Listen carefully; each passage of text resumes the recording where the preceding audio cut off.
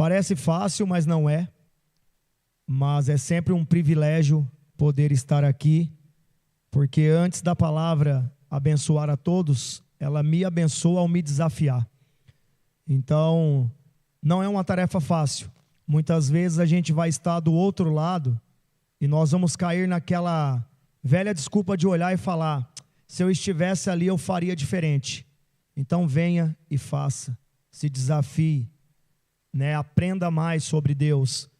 Então a Bíblia ela vai falar de diferentes formas, e hoje eu espero que da minha boca não saia aquilo que eu queira falar, mas sim que o Senhor fale através da minha vida.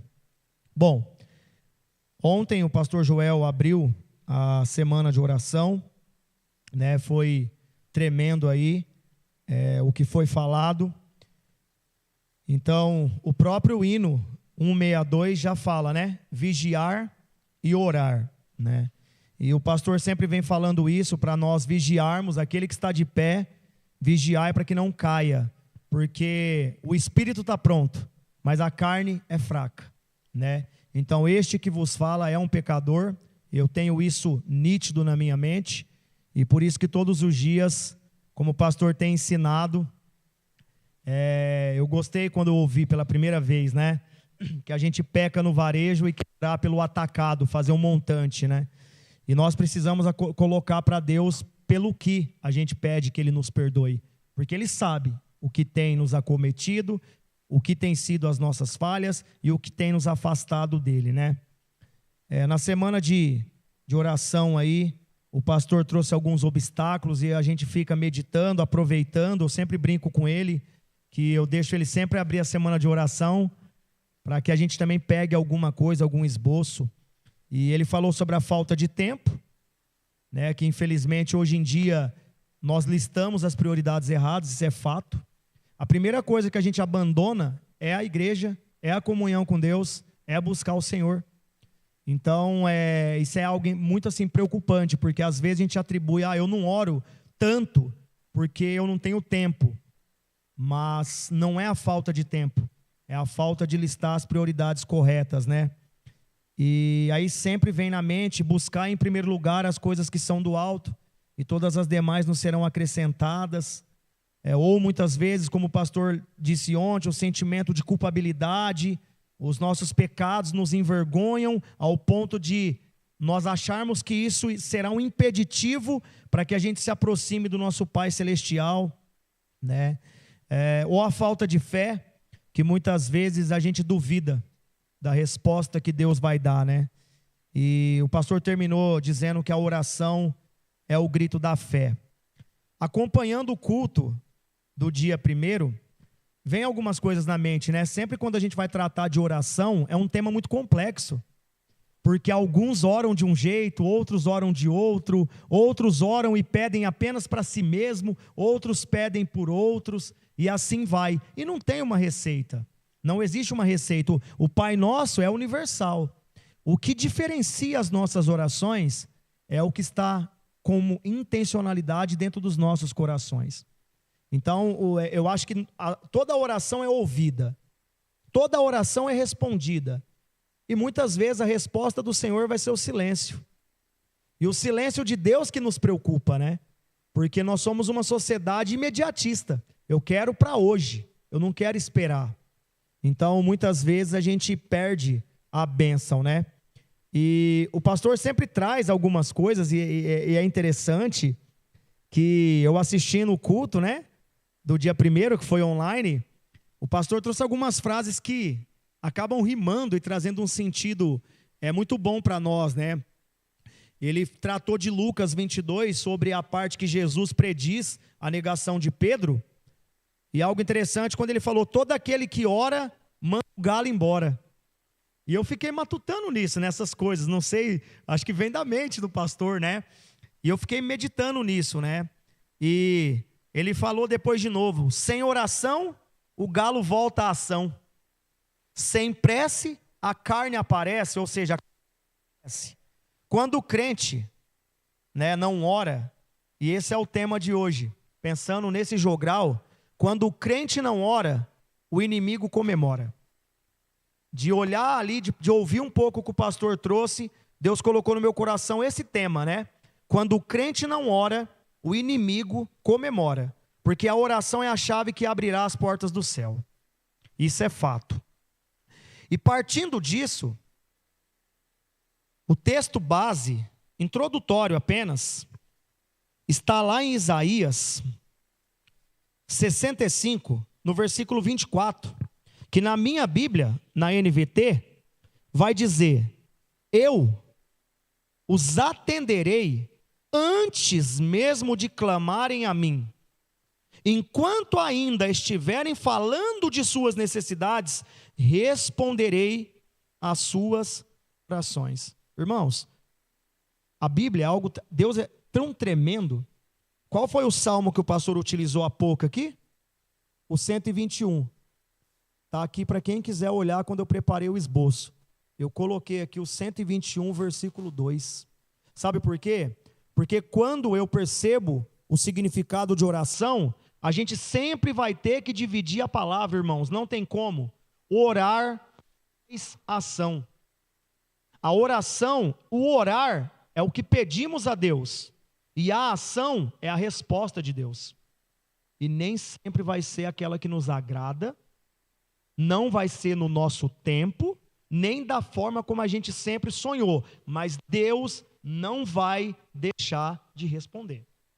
É que nós não estamos, de fato, preparados para que quando a gente termina a nossa oração, qual é o que vem na nossa mente? Que seja feita a vontade de Deus. Mas estamos preparados, de fato, para aceitarmos de bom grado o que Deus tem para cada um de nós? É difícil. Aceitar o que Deus tem para nós é difícil, porque muitas vezes vai ter dor, vai ter choro, vai ter sofrimento, mas Deus trabalha aí, irmãos. Deus trabalha naquilo que nos incomoda, não naquilo que nos deixa confortável. O Salmo 37:5 é um exemplo de como seria uma oração. Entrega o seu caminho ao Senhor. Confia nele e ele o ajudará. Em outras versões, do mais ele fará.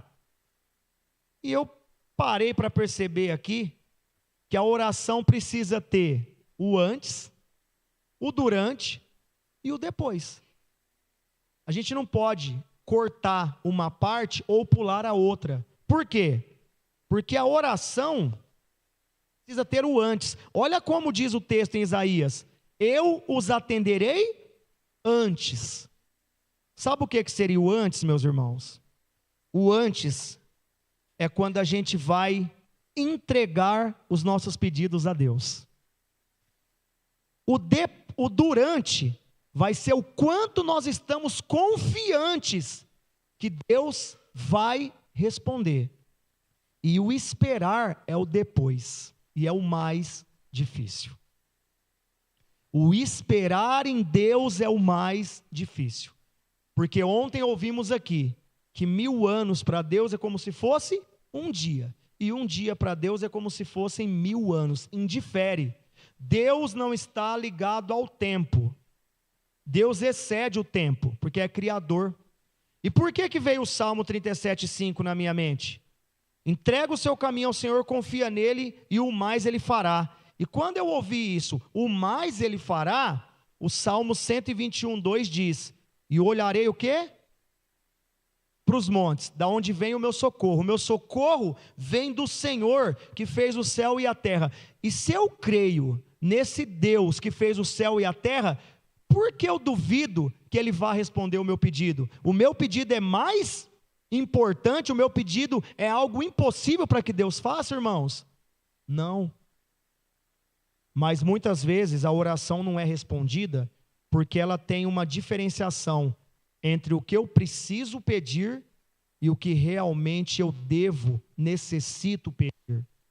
Porque precisão e necessidade são coisas diferentes. Eu preciso daquilo. Precisão pode ser deixada para depois. Necessidade é algo diário. E olha que interessante. Quando a gente busca orar, eu sempre gosto dos acrósticos que já tivemos aqui em algumas mensagens. E por hoje não seria diferente. Ontem, o pastor trouxe algo tremendo, que nós precisamos estabelecer um tempo diário de intimidade com o Senhor. E eu gosto quando eu ouço, porque eu reflito, o quanto hoje você buscou a Deus. Não é uma pergunta para eu responder para o pastor, 12 minutos hoje eu fiquei orando. 1 hora, 5 horas, não importa. Essa pergunta é no íntimo, né? O buscar no secreto é a intimidade, mas precisamos sim estabelecer. A constância vai fortalecer os nossos hábitos. Devemos fazer orações curtas, ouvimos aqui ontem, porém objetivas. Devemos começar a anotar por quais pedidos iremos orar. O pastor fez um apelo ontem. Entra no grupo da união, coloca o pedido. Só se passou batido, eu não vi nenhum. Só se passou batido. O que acontece, irmãos? O pastor está fazendo a parte dele. Ele está alertando. Ele não vai poder fazer por nós aquilo que é de nossa responsabilidade. Devemos sempre orar com o nosso coração sincero, porque antes de pedirem eu já estarei atuando. Ele já sabe o que está dentro do nosso coração. Bom, orar é obedecer com O. Com R é renunciar. Com A é acreditar. E com R, acreditar na resposta de Deus. Então orar hoje é obedecer, é renunciar, é acreditar na resposta de Deus. Mateus 26, 36 vai dizer: então Jesus foi com eles. Eles quem? Os discípulos. A um lugar chamado Getsêmani. E disse: sentem-se aqui enquanto vou ali fazer o que, irmãos? Orar. O próprio Senhor Jesus Cristo, que é Deus Filho, que se tirou de si todo o poder celestial, veio em carne e osso, viu como é difícil lidar com a tentação. Aquele que muito foi tentado, porém sem pecado algum. Ele orava. Isso é uma vergonha para nós. O próprio Jesus buscava o Senhor em oração, o que nos faz acreditar que podemos negligenciar a oração. Observação, viu? Nessa hora ele leva Pedro e os 2 filhos de Zebedeu, que são Tiago e João. E Jesus ali tem quantos momentos de oração? 3. E nos 3, quando ele retorna para ver como estavam Tiago, João e Pedro, o que eles faziam? Dormiam. E muitos tempos nós temos dormido, irmão. Nós estamos dormindo, irmão. Irmãos, dormir orando, quem nunca? Que atire a primeira pedra. Obrigado, meu Senhor, Jesus amado. Está tudo bem, irmãos. Deus não vai culpar a gente por isso não. Às vezes o cansaço faz isso. Só que muitas vezes a gente tem que ver o antes. O que eu estava fazendo antes? Às vezes eu estava maratonando mais um capítulozinho na série. Às vezes eu estava ali ouvindo um pouco mais da minha playlist. Às vezes eu estava dando uma stalkeada na rede social. Tudo isso vai usando o quê? A mente, a visão. Nós vamos nos cansando. Aí quando a bateria está quase nos 97% para acabar, só tem 3%.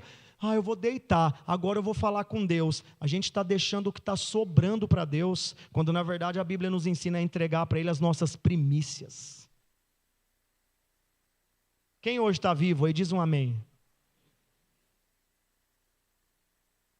Eu tive o privilégio de ir com o Xande em São Paulo essa semana, e nós passamos lá no HCOR, em frente ao hospital. Eu falei para ele: nós estamos aqui bem, tranquilos aqui, saudáveis, e nesse exato momento alguém está ali entre a vida e a morte sendo operado, fazendo ali um transplante de coração, operando.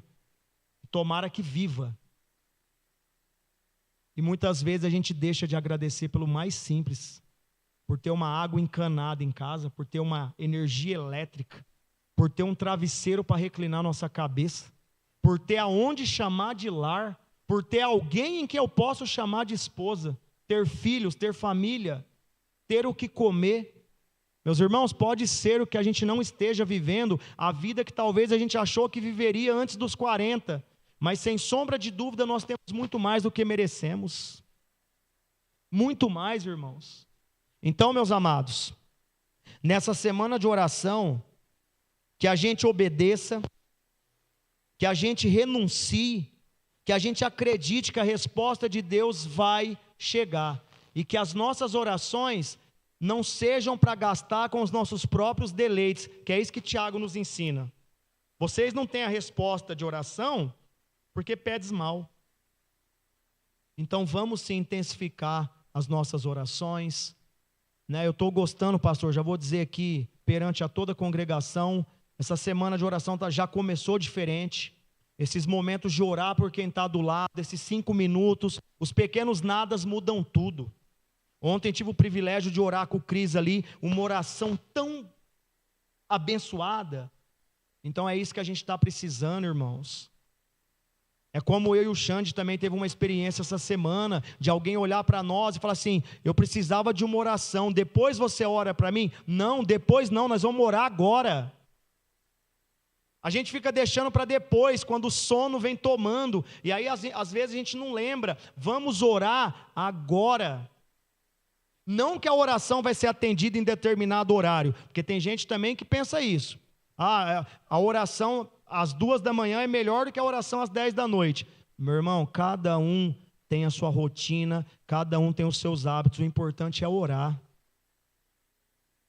E nós precisamos listar o que é prioridade, não tem como. Chega da gente falar, eu não tenho tempo, eu estou muito cansado. Meus irmãos, eu brinquei essa semana com um irmão. Ele falou, eu tirei férias. Falei, já pensou se Jesus tirasse férias de você, meu irmão? Já imaginou se Jesus tirasse férias da gente? Acabou. Então a gente tem que listar o que é prioridade. Cada um sabe a rotina que leva, a vida que tem. Eu não sou a melhor pessoa para falar que talvez eu tenha uma vida exemplar de oração, mas eu tenho me esforçado, eu sei que todos vocês também têm. Vamos se esforçar um pouco mais. Então vamos listar as prioridades. Já viu que não está dando para ficar vendo muita rede social e depois ir deitar e deixar para orar a hora que está deitado. Esteja alerta. Era o que aconteceu com os discípulos. Enquanto Jesus orava, eles o quê? Dormiam. E Jesus vem e coloca limite. Vocês não conseguem ficar acordados 1 hora? Eu lembro da vigília, que nós fomos lá perto da casa Elohim, né? Fomos na vigília, a primeira vigília que eu participei. Eu achei que eu não fosse aguentar, não. Teve horas que eu dei uma pescada assim, peguei uns peixes, mas me mantive firme. Por quê? Porque as pessoas vinham e falavam de Jesus e aquilo trazia uma curiosidade. Então, meus irmãos, que Deus abençoe grandemente a vida de cada um de vocês. Deus sabe o que a gente faz ou deixa de fazer. Deus não é limitado. Então, que a oração da gente sempre tenha o antes, que é o quê? É o entregar. O durante é o confiar. E o depois é o esperar. Esperar o quê? Pela resposta de Deus. Ela virá, irmãos. Ela virá. E não é da noite para o dia. É o que eu sempre falei aqui. Para estar hoje no cargo que eu estou, que para muitos talvez é um cargo simples. Eu fiquei por 10 anos lutando para estar lá. Não foram 10 dias nem 10 horas, foram 10 anos. E não me arrependo. Porque esses 10 anos que Deus não deixou eu abrir a porta por conta própria, é porque quando eu sosseguei e esperei a resposta dele, ele abriu a porta para mim. E a porta que Deus abre, o homem não é capaz de fechar. Amém, irmãos? Curvem suas cabeças, vamos